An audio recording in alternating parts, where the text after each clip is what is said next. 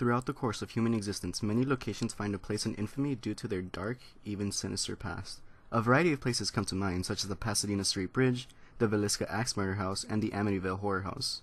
We already discussed the countless suicides at the Pasadena Bridge, and the horror stories that came from it. The Villisca Axe Murder House was home to a brutal murder of the Moore family, where they were hacked to death by an axe, and the Amityville house was the site of a grisly murder of a family by someone they loved and trusted. These places were obviously built without the intention to house any kind of sinister deeds, but somehow found themselves leaving their mark on history as the site of brutal crimes, as is the case for the infamous Cecil Hotel.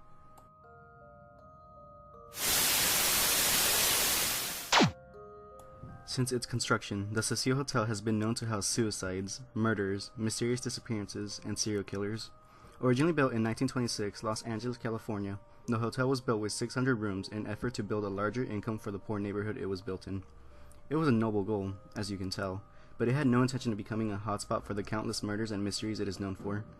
It can be argued that this kind of hotel was practically begging to get such a bad publicity, based on the small neighborhood in which it was built. According to an article about the Cecil Hotel on twistedhistory.com, the hotel was nestled within a severely impoverished neighborhood that is plagued by murder, rape, and drug trafficking. About 40% of the residents in the area surrounding the hotel have an annual income below the poverty line, and hospitals, as well as mental health facilities, are known for dropping homeless patients off in the neighborhood when they cannot afford additional treatment. The hotel was often frequented by drug addicts and traffickers, prostitutes, the mafia, and other shady characters seeking isolation. In addition to such unwanted characters, the hotel is most notorious for being recognized as a home for countless serial killers. Though it had an odd ghost sighting or two, the Cecil Hotel's history is haunted by real-life boogeymen. The hotel saw murders in the 20s and 30s, suicides out the upper floor windows in the 60s, and housed the serial killers Richard Ramirez, the Night Stalker, and Jack Unterweger. Most infamously, the naked body of tourist Elisa Lam was found in the rooftop water tank.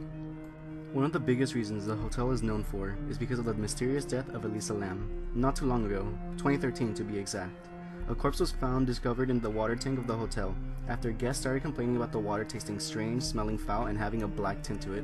That corpse that was found as a result was Elisa Lam. In February of that year, a maintenance worker, while investigating what caused the black water, uncovered the body of the Canadian tourist at the bottom of the tank. Up until that point, residents of the hotel had drunk the water, used it to brush their teeth, and even bathed in it. One of the most mysterious parts about her death was the CCTV footage that accompanied it. There, Lam was seen acting strangely, seemingly signaling for someone to come join her in the elevator, but there was no one to be seen.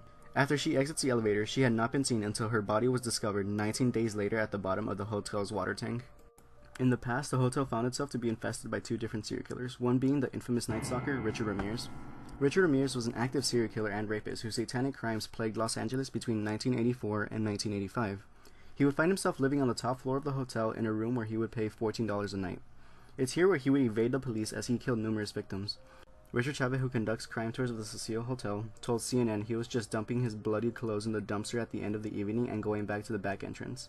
In 1989, he was sentenced to death via gas chamber. His final words were, "Big deal, death always comes with the territory. See you in Disneyland."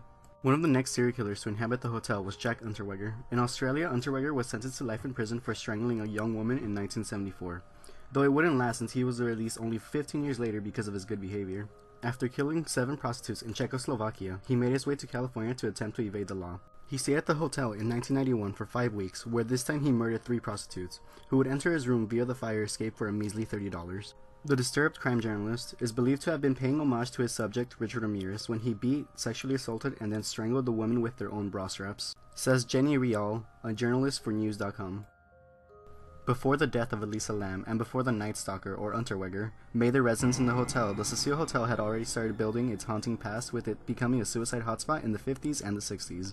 One well-known suicide occurred in 1962 where Pauline Auden, 27 years old, jumped to her death from the 9th floor window after arguing with her husband. She landed on pedestrian George Gianni, 65 years old, on the street below, killing him instantly. That same year, another woman, Julia Moore, jumped from the 8th floor window, and another, Helen Gruss, from the 7th floor in 1954. Although the hotel isn't really known for its hauntings, as only a ghost or two have been reported, one of the most well-known stories is of a boy who haunts the floors of the hotel.